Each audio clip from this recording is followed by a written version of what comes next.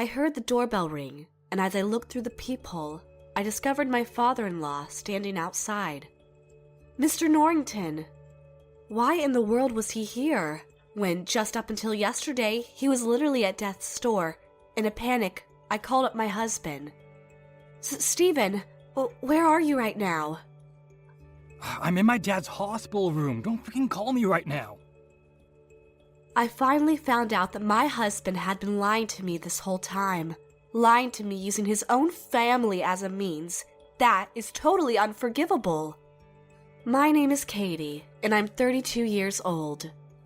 I married my husband, Stephen, an eccentric businessman, in an arranged marriage, and we now have a son that just recently had his first birthday.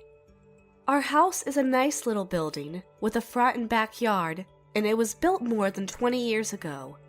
The house itself was the property of Stephen's parents, who were substantially wealthy, but for the last 5 years, they've been giving us the kindness of allowing us to live here together as a married couple. It has 2 stories, and with it, bay windows and prominent second-story semicircular balcony. It donned a Western appearance on the outside. It was the kind of house that caught the eye of passerbys pretty often. However, you could argue the house had way too many rooms, and most of them had large, stately doors.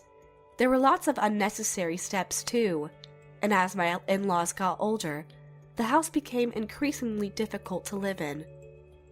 That's why they moved out into a large apartment with lots of facilities designed for retired people to live easier. Our old house had a lot of stairs and steps, and the yards are both pretty spacious and hard to manage for old folks like us. That house was maybe right for us in the past, but not anymore, unfortunately. Ever since we moved to the apartment we live in now, moving around the place in general has become a lot easier. Not to mention the cleaning and the vacuuming and stuff like that. The pain in my lower back's been getting better these days, too. But we just couldn't go through with getting our old house destroyed. We lived there for close to 20 years after all. Taking care of it will be a bit of a hassle. Oh, but it would mean a good deal to us if you accepted our offer of you two living there. It is a beautiful house. To think of living here makes me so excited. We'll gladly live here. Thank you so much. I'm going to be away from the house most of the time because of work, but if you want to move in, I'm all for it.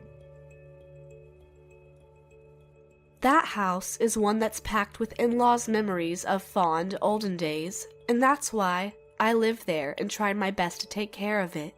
It may be old and spacious, but I never fail to clean and polish it as best as I can. I also planted various seasonal flowers and herbs in the garden to keep its liveliness, and made sure it was a great joy to behold it as I cooked in the kitchen. Having tea time in the garden with my in-laws when they occasionally came to visit had become a bit of a thing to look forward to for me. My, I must say the tea you prepare for us is absolutely incredible, dear. The garden looks stunning, too. How are you managing to keep the house in such good shape? Oh, stop, you're too kind. The garden had always been splendid, and cleaning is actually one of my hobbies. It's a house that gives me the chance to do what I love doing every day. To tell you the truth, I actually lost both of my parents at a young age, and I've been mostly alone for most of my life. Stephen's parents were my legitimate in-laws, but they were the closest thing to real parents that I ever had. Ever since I started getting to know their son while I was still working full-time 7 or 8 years ago, they were concerned about how I was, and did all kinds of acts of kindness for me. Then, eventually began to think I was the right woman for Stephen, and made arrangements for us to get married. As the son of the president of a large enterprise, Stephen was heir to the position once his father retired, and made me think he was a gem unattainable for someone like me, which is why that I stubbornly didn't really want to talk about marrying him at first. But then, Stephen himself told me he was having this relationship with me under the assumption we were going to get married in the end. Dad had been telling me you were a very respectable person, and that got me intrigued. I kept on wondering, who is this woman that's impressing my dad so much? If you're okay with it, I'd like for us to be together, please. Only if you're all right with it being with me. Stephen never exploited his social authority in the relationship, meaning he was very fair and willing to compromise, and otherwise he was sweet, caring, kind, everything I'd hoped to find in a man. We got married later on, amidst enthusiastic congratulations from so many kind people. Afterwards, he got increasingly busy as he started taking over some of Mr. Norrington's smaller enterprises, and he often came home pretty late at night.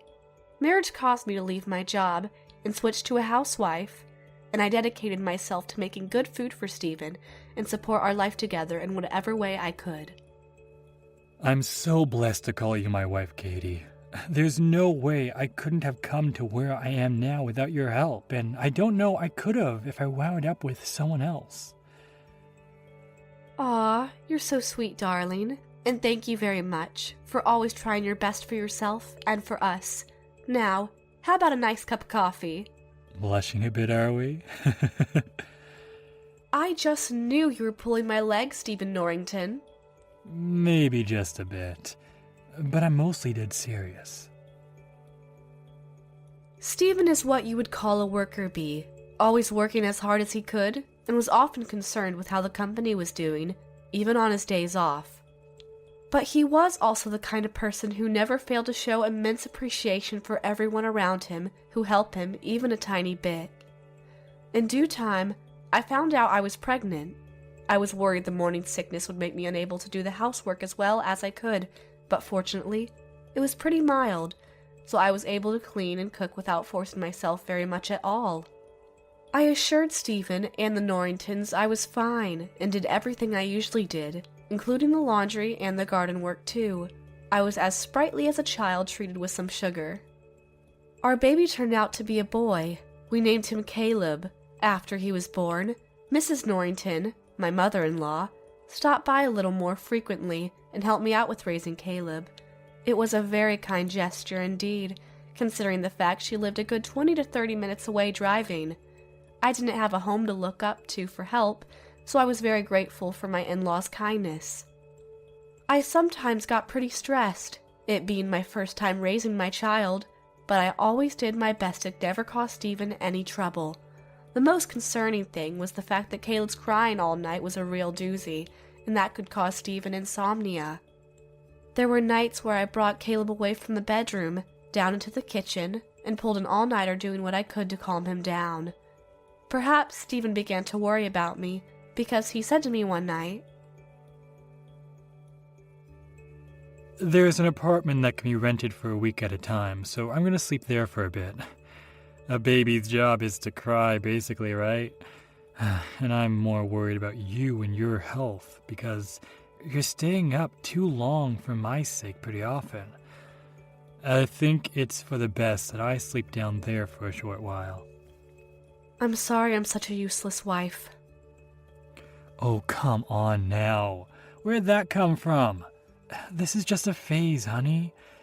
Caleb's gonna calm down after a while, and then we can sleep together, the three of us. One big, happy family. It'll be over soon. Trust me. I believed he was absolutely right. It had only been about a month since we started raising Caleb, and it was just the first phase. That's all it was. No need to get upset over being powerless about something for a bit. Stephen started to live in the apartment he was talking about, coming home for dinner every night, and on weekends. Since he wasn't there during the night anymore, I didn't have to get all concerned about him regarding Caleb's cries. Strangely enough, though, Caleb's night cries died away unusually quickly, and raising a child had suddenly become a lot easier. One weekend, Stephen came back home. Compared to a few weeks prior, instances of him donning an exhausted look on his face were more frequent. In an attempt to get his energy back, and as a thank you for always breaking his back for the sake of his family, I always made him food he loved for dinner every night. Caleb's been growing fast, and every time his daddy came home, he would be in the most adorable mood known to mankind. He must know who his daddy is, even if he's not there. Whenever Stephen was spending time with his son, his exhausted expressions faded away too, and he looked so happy it made my eyes sting. Come on now, buddy. Say daddy. Can you say daddy? Dada. Oh, did you hear that, honey? A dada. Oh, this kid's got some brains. Okay, now, buddy, can you say, I love daddy? I love daddy. Dada. As a wife and a mother, it was the most beautiful sight I'd ever seen.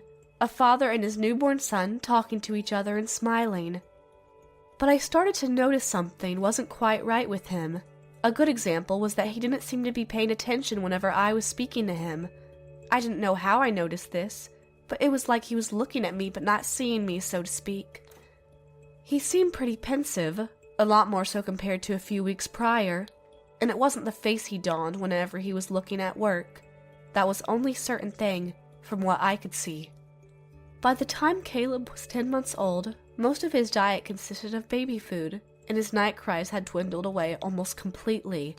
Times when I was able to sleep well became more frequent, and I started thinking about telling Stephen to move back in. I think it's about time you came back to live with us, honey. Wouldn't you agree?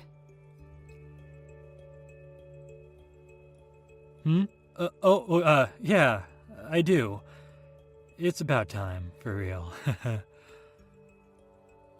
Caleb never cries at night anymore. Thought it was finally time. He doesn't, eh? Good. Yep, I think it's time I move back in. Something about his responses didn't sound natural. Some of his words were slurred together. More recently, Stephen was sometimes unable to come back home for the weekend because of work. Additionally, times when he didn't answer me when I called him became more common, and during the times he did come home, he spent most of his time on his phone. One day, when I was taking care of his bags after he came home from work for the weekend, I discovered a piece of clothing that I did not recognize. It was a white open-collared shirt, and it was too small to be Stephen's. Judging from where the buttons were, I confirmed the shirt was made for a woman.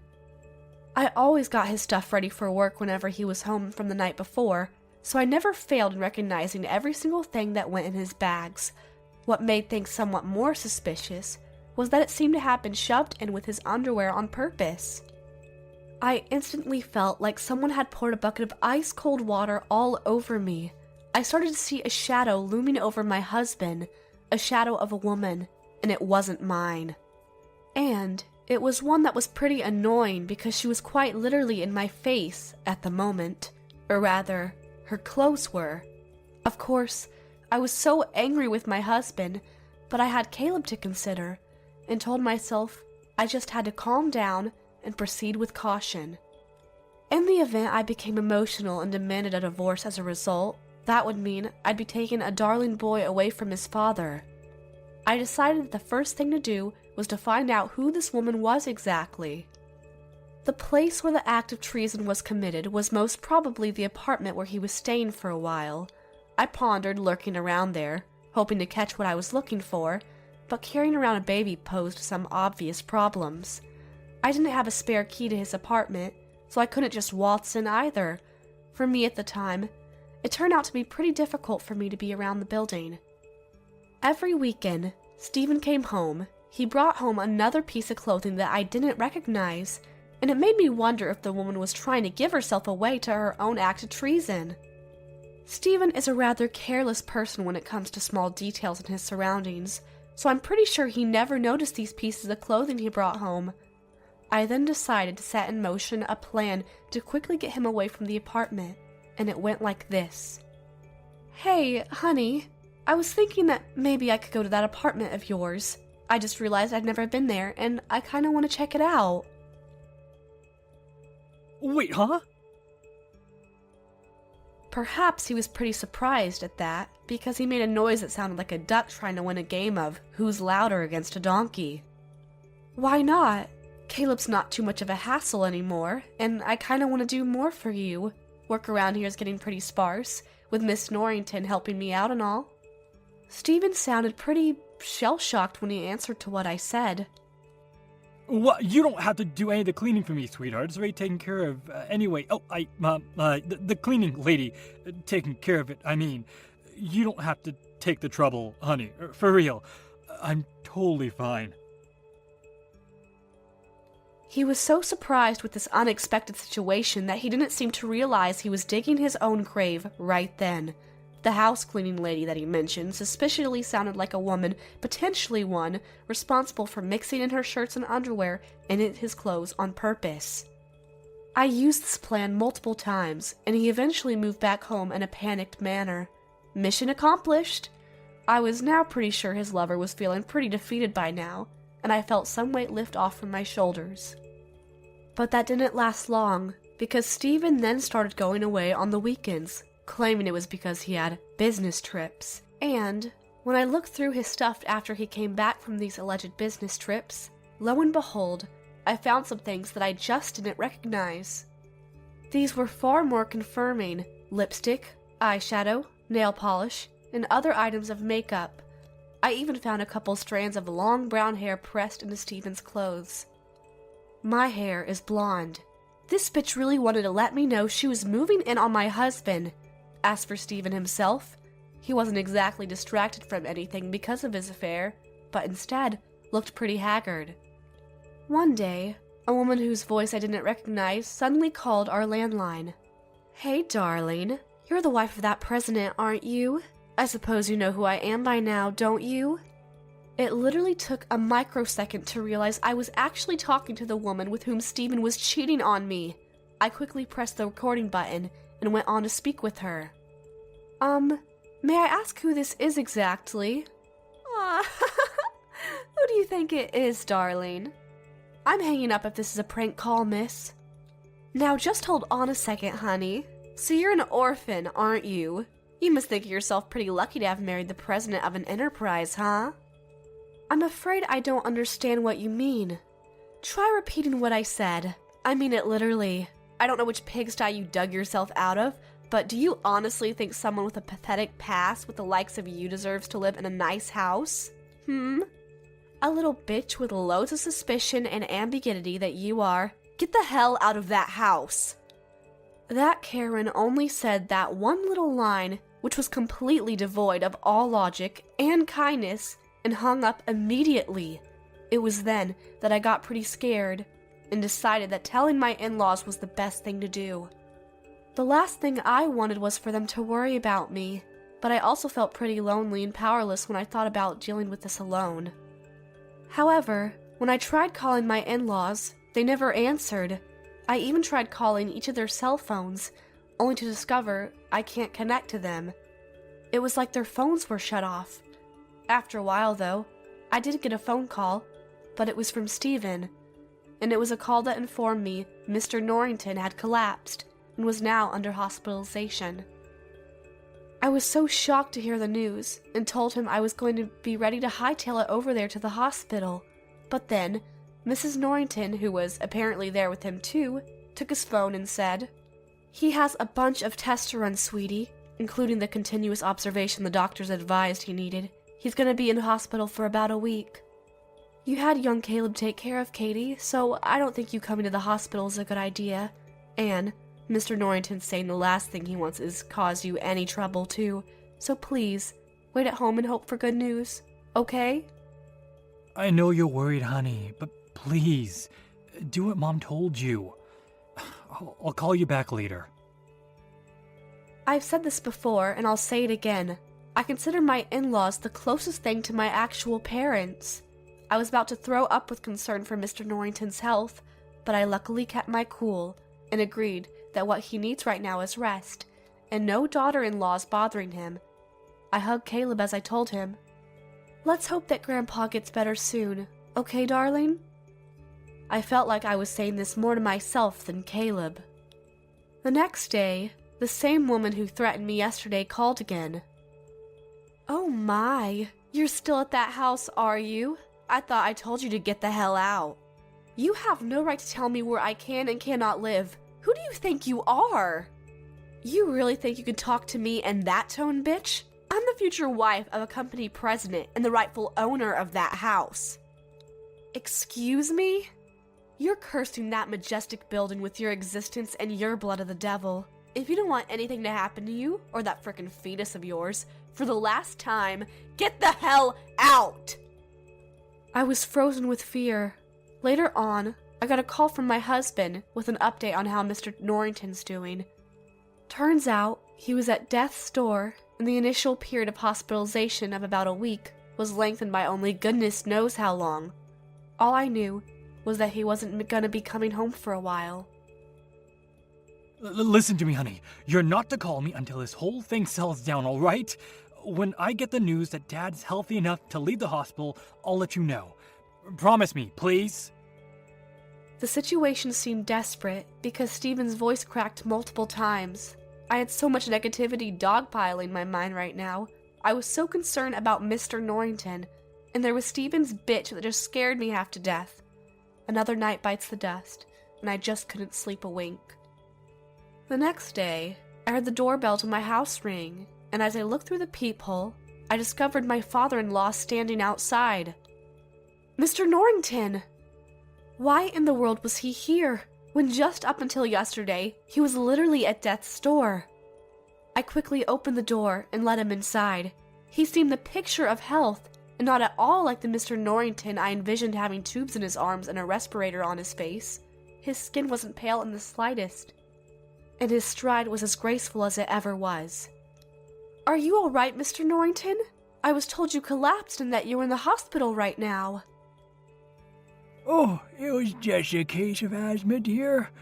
I have low blood pressure and sometimes it makes me dizzy, but there's no cause for alarm. I'm completely all right now.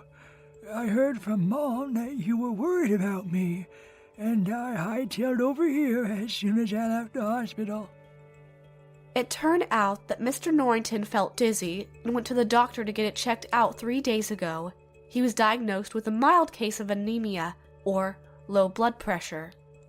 Further tests revealed a polyp in his large intestine. They found a few hemorrhoids too, and they were bleeding a fair amount, and they decided that was the cause of the anemia.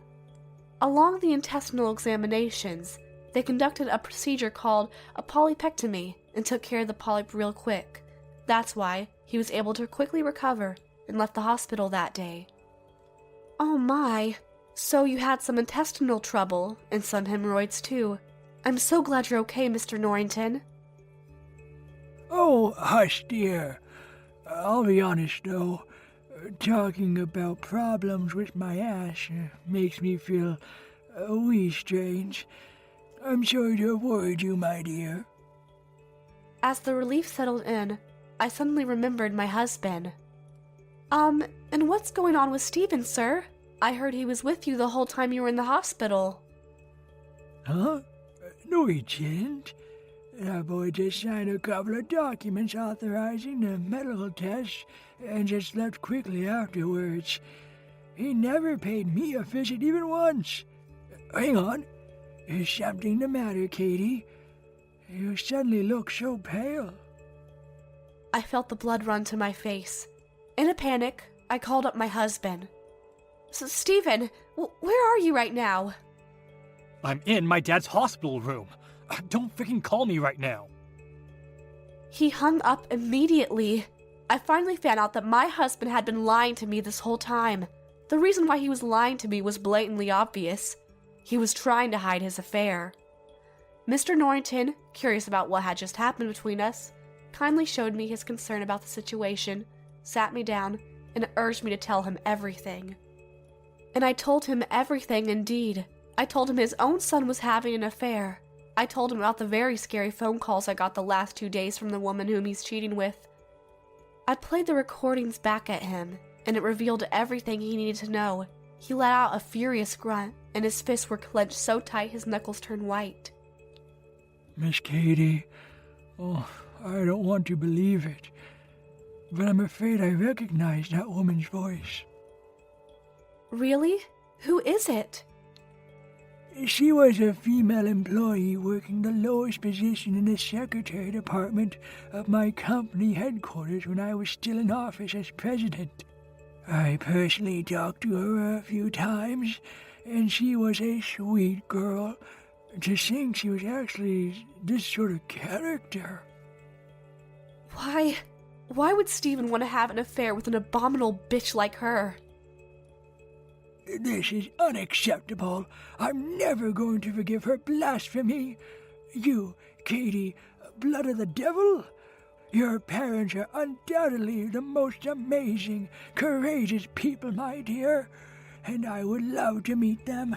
Any language that means to dishonor you and your family will never be tolerated. It was sweet of him to get angry for my sake, but I wondered why he was especially angry at how the woman insulted my deceased parents. I thought he would be furious when he found out his own son was having an affair. Mr. Norrington, could it be that you know my parents? Or do you actually not know the truth? Fast forward 3 days. Stephen came back from his trip abroad with his new sweetheart, only to find the house locked up and deserted. A sign that read, "For sale," hung on the front gate. You might be wondering by now, what the heck is going on? Good question. I actually moved out of the house, taking Caleb with me, and currently residing in another nice house. The building had top-notch security systems, and I was feeling safe for the first time in a while. All of Stephen's belongings were given to the moving company to hold on to until he came back. His voice sounded extremely panicked when he called me. What's going on here? You better explain things clearly so I can understand what the meaning of this is. Why don't you ask yourself why this frickin' happened, Stephen? Oh, wait. Hang on. Don't tell me you know everything. It's Allegra from the security department, isn't it? Mr. Norrington told me everything. Wait, what? Dad knows about this too? Wasn't he supposed to be hospitalized for a week at least? I'm not talking to you ever again, and I'm sure as hell not gonna answer your stupid questions. You want answers? You could talk to your parents, who are beside themselves with anger and disappointment right now, by the way. I didn't give him a chance to respond and hung up immediately. It's only natural my husband was so surprised to discover the truth as soon as he returned home, because the house really was sold to someone else. Mr. Norrington was the one who suggested the idea. The things that Allegra had said to me over the phone were so threatening and made us all fear the worst so much that I just had to be evacuated. Her unnatural desire to live in the house was also very eerie and unsettling. I wasn't completely convinced she would inflict harm upon me and Caleb, but Mr. Norrington genuinely believed she would. He sternly urged me to move out of the house as early as possible. This idea was so unexpected, it left me speechless, and my mouth was open like a codfish for a solid minute or two. I admit it's a beautiful house that transcends time in the best of ways. But what's even more important is you and young Caleb.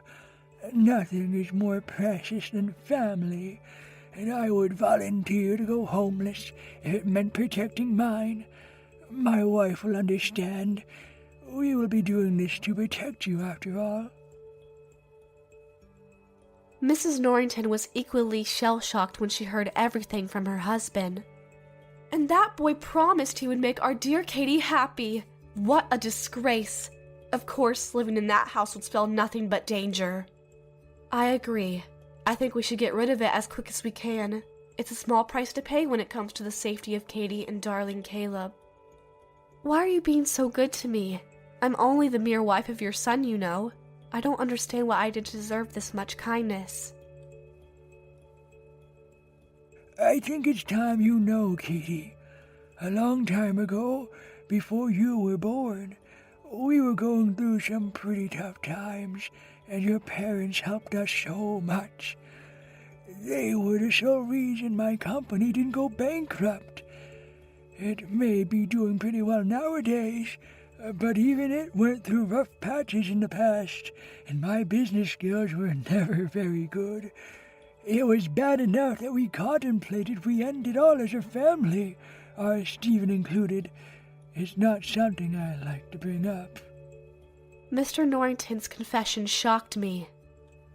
Your father, Katie, offered us his support, even though he was also going through some hardships himself. And the company got back on its feet because of him, and business started looking up before long. We wanted to offer our paycheck and our deepest gratitudes, and we set out to find your family. My parents passed away successively when I was in middle school. They were both diagnosed with an illness. Mr. Norrington, you mustn't fret about something that happened so long ago. I'm afraid we must, dear. We heard that because they offered us their support. Their lives became even harder when it was up until then. We found out they'd passed after some time searching, but we also found out their daughter was being cared for in a nursing home. We found you soon afterwards. But we were completely convinced you'd hate us because we were pretty much the sole reason why our parents couldn't make it through. I assure you, Mrs. Norrington, I don't feel anything close to that whatsoever. Even when life was hard as a family, my parents offered me everything they could, and I have nothing but fond memories of them. I managed to receive a decent amount of scholarship money from the nursing home, and I was able to go to school without any trouble even after they passed. I realized something right as I finished saying that sentence.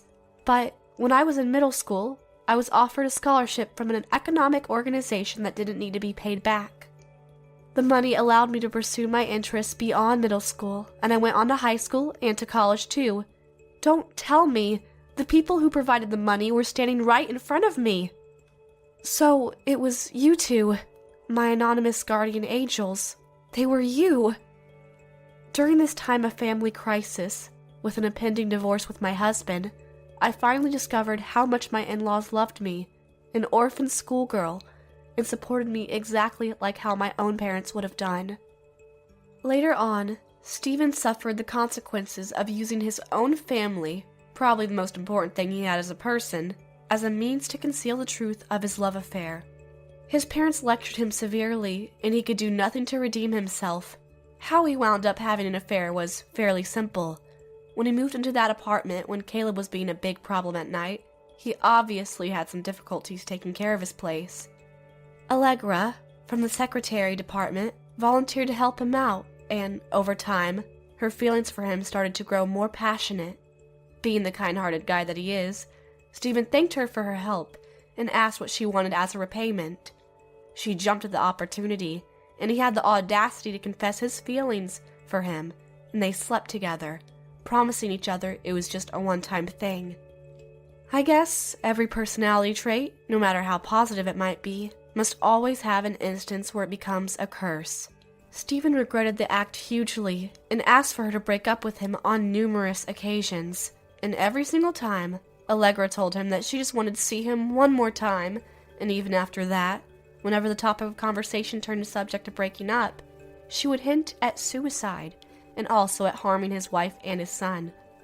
The slime bag pretty much blackmailed him into an unwanted relationship, and Stephen didn't step away from the situation. Mr. Norrington would have none of his son's excuses, and told him sternly that he has to clean up whatever mess he created. Allegra found out about the house she longed for didn't belong to Stephen anymore, and she apparently ran away from the relationship. Mr. Norrington, being the founder of the company which Stephen is now its president, pulled some strings and managed to get Allegra transferred to a remote area for work. Now, I hear she's living in an old crumbling dorm adjacent to her job, and every month, she continues to pay the large amount of compensation she owes me. As for me, I'm currently not divorced with Stephen yet. To be honest, there were many things about him that I couldn't forgive, but the fact that he would never be able to see his son Caleb again genuinely hurt him more than anything else. He's continuously begged for my forgiveness, knowing full well he's never going to get it, but I did notice that my anger for him was fading away, slowly but surely. My in-laws promised me that even if I do divorce their son, they would still continue to look after me, as though I was their own daughter. I eventually did forgive a lot of Stephen's weaknesses, because I really do believe he has what it takes to give his son the full, happy life he deserves. It's not that we're back together as husband and wife, but I am willing to take time to readjust, and then maybe One day, we'll be able to live under the same roof again.